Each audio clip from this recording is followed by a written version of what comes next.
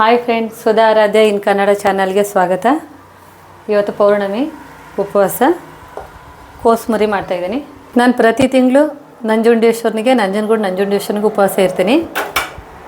25 ವರ್ಷದಿಂದ ಇದ್ದೀನಿ. ಬೆಳಿಗ್ಗೆ ಏನೂ ತಿನ್ನಲ್ಲ, ಸಂಜೆನೂ ಏನೂ ತಿನ್ನಲ್ಲ. ಮಧ್ಯಾಹ್ನ ಮಾತ್ರ ಊಟ ಮಾಡ್ತೀನಿ.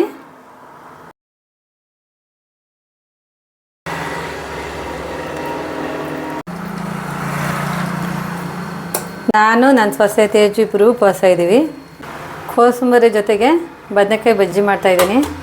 ಬದನೆಕಾಯಿನ ನೀರಲ್ಲಿ ಬೇಯಿಸ್ತಿದ್ದೀನಿ.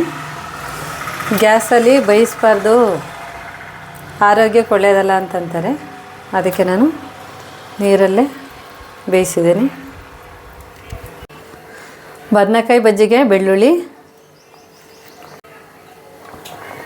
ಕರಿಬೇವು,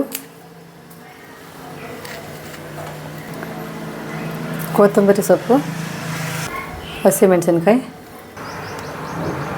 ರುಚಿಗೆ ತಕ್ಕಷ್ಟು ಉಪ್ಪು, ಸ್ವಲ್ಪ ಹುಣಸೆ ಹುಳಿ, 1 ಸ್ಪೂನ್ ಖಾರದ ಪುಡಿ ಎಲ್ಲನೂ ಮಿಕ್ಸ್ ಮಾಡೋದು. ಗಟ್ಟಿ ಇದೆ, ಸ್ವಲ್ಪ ನೀರು ಹಾಕ್ತೀನಿ.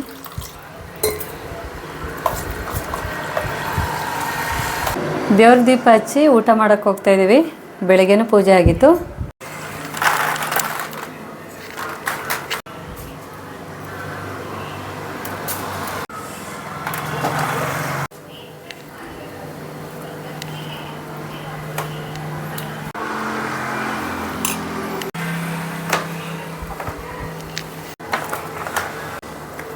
ಅವರೆಕಾಳು ಸಾಂಬಾರು, ಹಸಿ ಅವರೆಕಾಯಿ,